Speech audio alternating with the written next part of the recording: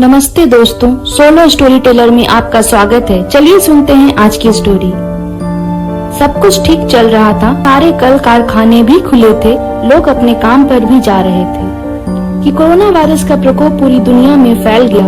कई देशों में लॉकडाउन लग गया, सभी कल कारखाने बंद हो गए, लोग घरों में कैद हो गए और सड़कें खाली हो गयी। ऐसे में हरी, जो कारखानों में मजदूरी करता था, और उसकी पत्नी निशा शहर में ही रुके हुए थे, पर घर का राशन खत्म हो चुका था, पैसे भी खत्म हो रहे थे।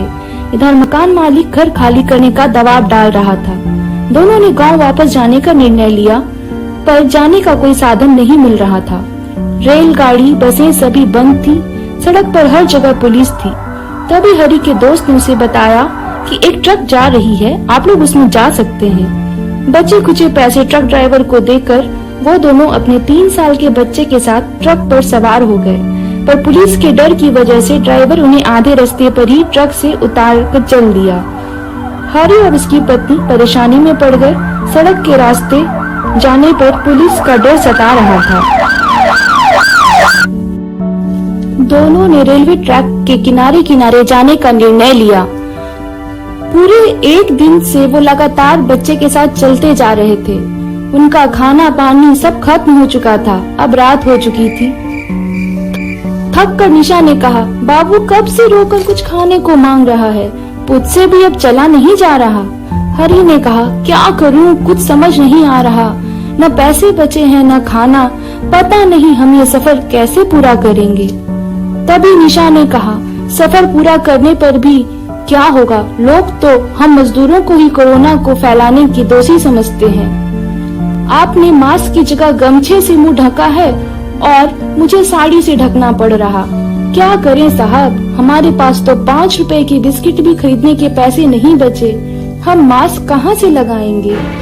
हताश होकर दोनों ने एक दूसरे की ओर देखा और रेलवे ट्रैक के ऊपर जाकर अपने बच्चे के साथ लेट गए। नींद अभी आई ही थी कि किसी ने उन्हें रेलवे ट्रैक से उतार कर दिया। वो हड़बड़ा कर उठे। सामने खड़ा आदमी उनसे चिल्लाते हुए बोला, तुम लोग ये क्या कर रहे हो, कितनी भी हताशा हो, मौत नहीं जिंदगी चुनो। हरी और निशा दोनों एक साथ उस आदमी से बोल पड़ते हैं, आप हमारे दर्द को नहीं समझ सकते, हमारे पास कोई रास्ता नहीं बचा। मुझसे अच्छा कोई इस दर्द को नहीं समझ सकता, पर मौत इसका हल नहीं है। तुम्हें भूख लगी है ना, बस थोड़ी दूर में एक साफ पानी का झील है और वहाँ फलदार पेड़ भी हैं। अभी सुबह के 4 बजे हैं, थोड़ी देर में सुबह हो जाएगी, तुम सब वहाँ जाकर अपनी भूख प्यास मिटा लेना। बातचीत होने पर पता चलता है कि उस आदमी का नाम नीरज है और वो भी मजदूरी करता है। नीरज उन्हें अपना एड्रेस देता है, जिससे पता चलता है कि नीरज उनके पास के ही गांव का है। वो नीरज से उसकी पत्नी और बच्चे के बारे में पूछते हैं। नीरज उन्हें बताता है कि पत्नी और बच्चे जा चुके हैं, वो यहाँ अकेला है। नीरज हरी को रेल ट्रैक के पास पड़े एक पत्थर की ओर इशारा करता है। हरी वो पत्थर उठाता है, वहाँ उसे एक काले रंग का धागा मिलता है। नीरज उसे बताता है कि यह रक्षा सूत्र उसकी माँ ने उसे दिया था। वो हरी को वह रक्षा सूत्र अपनी माँ तक पहुँचाने को बोलता है। हरी नीरज से साथ चलने को बोलता है, पर नीरज उसे बताता है कि वो यहाँ से नहीं जा सकता, पर अगर उसकी माँ को ये रक्षा सूत्र मिल जाएगा तो वो उसे मिलने जरूर आएगा। बात करते करते सुबह हो जाती है। हरी और निशा नीरज के बताए हुए झील के पास जाते हैं। वो कुछ फल रास्ते के लिए भी रख लेते हैं। हरी और निशा अपने गांव पहुंच जाते हैं। निशा ने जब सामान रखा तो उसने हरी को नीरज के दिए रक्षा सूत्र की याद दिलाई और हरी एक दिन बाद नीरज के बताए एड्रेस पर चल दिया। हरी नीरज के घर पहुंच गया और उसकी माँ को रक्षा सूत्र दे दी, जिसे देखकर माँ रोने लगी और बोली, ये तुम्हारे पास कैसे आया। तो हरी ने उन्हें रेलवे ट्रैक की बात बताई। नीरज की माँ रोते हुए बोली, ऐसा नहीं हो सकता। हरी ने पूछा, क्यों नहीं हो सकता। क्योंकि 1 सप्ताह पहले मेरे बेटे, बहू और पोता शहर से गांव लौटते वक्त रेलवे ट्रैक पर सोए थे, तभी ट्रेन उनके ऊपर से गुजर कर चली, जिससे उनकी मौत हो गई। सब लोगों ने यही कहा रेल ट्रैक पर कोई सोता है क्या? ये कैसी मूर्खता थी। पर मैं जानती हूँ मेरा बेटा मूर्ख नहीं था। हरि ये सब सुनकर सदमे में था।